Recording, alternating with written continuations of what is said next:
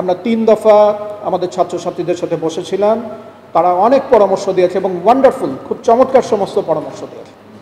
এই সমস্ত পরামর্শগুলোর একটা নথিভুক্ত করা হয়েছে, একটা সমন্বয় করা হয়েছে এবং রাকসুর নীতিমালা সংস্কার কমিটি কাজ করছে।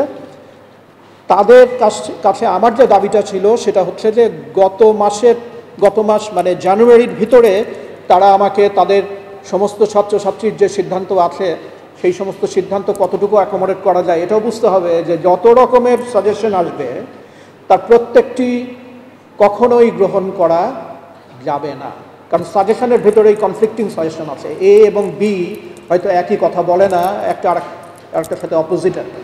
তো কাজেই এই কমিটি সব কিছু নিয়ে একটা প্রস্তাবনা নিয়ে আসবে, এটা আমি গত মাসের শেষ নাগাদ আশা করেছিলাম। তারা আমার কাছে সপ্তাহখানেক সময় চেয়েছে, তারা এর ভিতরে সামারাইজ করে নিয়ে এসছে। এই যে এই সামারিটা আমরা আবার সবার সামনে তুলে ধরব।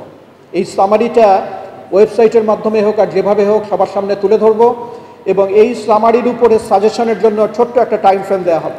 এই সামারির উপরে মোট কথা এখন যেটা সংস্কার করার পরে ছাত্রছাত্রীদের সামনে উপস্থাপিত হবে সেই ব্যাপারে যদি কোনো কিছু বলার থাকে লিখিত, আর আমরা এইভাবে বসবো না, লিখিত কোনো সাজেশন যদি থাকে সেই সাজেশন দেওয়ার জন্য একটা সময় দেওয়া হবে এবং সেই সাজেশনের ভিতরেও এই কমিটি একটা ফর্মাল তৈরি করবে এবং যেইটার উপরে ভিত্তি করে এই রাকসুর কার্যক্রম আমরা একটা চূড়ান্ত লক্ষ্যের জন্য চলে যাব। এবং আমার অসম্ভব ইচ্ছা আছে এই ফেব্রুয়ারি মাস শেষ হতে না হতে একটা পূর্ণাঙ্গ রোডম্যাপ আমি আমার ছাত্রছাত্রীদের সামনে তুলে ধরতে চাই আর কি। তো আমি আশা করছি যে এই পূর্ণাঙ্গ রোডম্যাপটা এই ফেব্রুয়ারি মাসে আমরা ইনশাআল্লাহ পেয়ে যাব। এরপরে দাঁড়াবে নির্বাচনের প্রশ্ন এবং আচরণবিধির প্রশ্ন এবং ইত্যাদি ইত্যাদি। ওই রোডম্যাপ এবং আমাদের যে কনস্টিটিউশন যেটা আমরা অ্যাডপ্ট করব তার ভিত্তিতেই এই সমস্ত ব্যাপারে সমস্ত ইনফরমেশন সবাই পেয়ে যাবে ইনশাআল্লাহ। রাকসু নিয়ে আমি যখন কথা বলা শুরু করি তখন অনেকেই আমাকে বলেছে, বিশেষ করে আমার সহকর্মীদের ভিতরে, যে এইটা আপনি হাত দিয়েন না, এটা একটা অসম্ভব কঠিন এবং জটিল জিনিস। আমার মনে হয় এটা সদিচ্ছা এবং গণতন্ত্রের প্রতি যে কমিটমেন্ট, এই দুটো জিনিস যদি থাকে আমার মনে হয় না এটা এতখানি কঠিন জিনিস। রাকসু হয়ে যাবে ইনশাআল্লাহ এবং এটা হতে গেলে আমার ছাত্রছাত্রীদের সম্পূর্ণ কোঅপারেশন আমার দরকার হবে।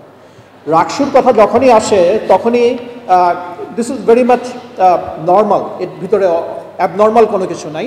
রাকসুর কথা আসলেই ছাত্রছাত্রী এবং শিক্ষক এবং রাজনীতি যারা করেন তারা সবাই কাগজ কলম নিয়ে বসে যান যে কে জিতবে। আমার তরফ থেকে I don't give it a damn, কে জিতবে এটা আমার দেখার বিষয় নয়। যাকে আমার ছাত্রছাত্রীরা ভোট দেবে সে জিতবে এবং আমি শুধু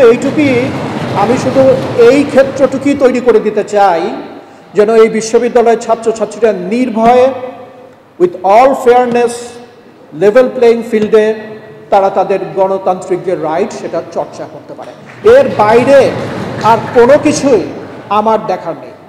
তোমরা যদি গুড লিডার ইলেক্ট করো তোমাদের কৃতিত্ব, তোমাদের লিডার যদি তোমরা ইলেক্ট করার পরে দেখা যায় যে না খুব সুবিধার না, তার দায়িত্ব তোমার। আমার এ ব্যাপারে কিচ্ছু দেখার নেই। আমি শুধু এই পরিবেশটুকু এবং এই সুযোগটুকু সৃষ্টি করে দিতে চাই এবং তারপরে রাকসু তার নিজের গতিতে রান করবে আর কি।